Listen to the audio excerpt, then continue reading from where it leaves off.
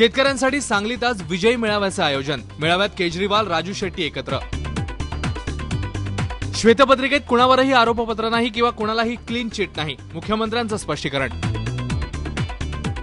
शिवाजी पार्कच्या नामांतराचा प्रस्ताव बहुमताच्या जोरावर पास करू, सुनील प्रभूंचा विश्वास। शेतकऱ्यांसाठी आज सांगलीत विजय मेळाव्याचं आयोजन करण्यात आलंय। आम आदमी पार्टीचे अरविंद केजरीवाल आणि स्वाभिमानी शेतकरी संघटनेचे खासदार राजू शेट्टी यांनी या विजय मेळाव्याचं आयोजन केलंय।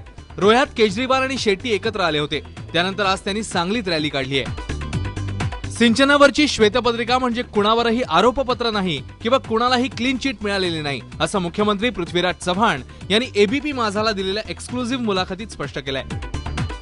शिवाजी पार्कवरच्या अंत्यसंस्काराच्या जागेचा वाद रंगत असतानाच आज शिवसेना शिवाजी पार्कचं शिवतीर्थ असं नामांतर करण्याचा प्रस्ताव मुंबई महापालिकेत आणणार आहे। बहुमताच्या जोरावर नामांतराचा प्रस्ताव पारित करू असा विश्वास महापौर सुनील प्रभू यांनी व्यक्त केलाय। जायकवाडीतून औरंगाबादला येणाऱ्या लाखो लिटर पाण्याची नासाडी होत असल्याचं समोर आलंय। औरंगाबादच्या महापालिकेच्या ढिसाळ कारभारामुळे पाईपलाईनमधून दररोज तब्बल 30 दशलक्ष लिटर पाणी वाया जात आहे। या धोधो वाहणाऱ्या पाण्यावर शेतीची कामंही सुरू झाली आहेत।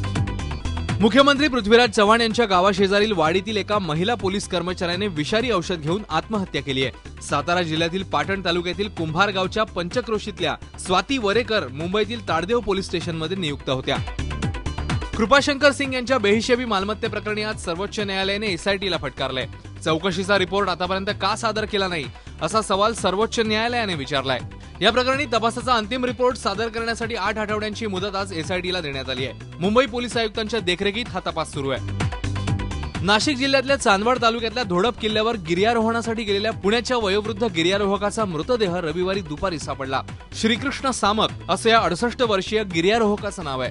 अचानक बेपत्ता झालेल्या या गिर्यारोहकाचा शोध घेण्याचं काम गेल्या 5 दिवसांपासून सुरू होतं।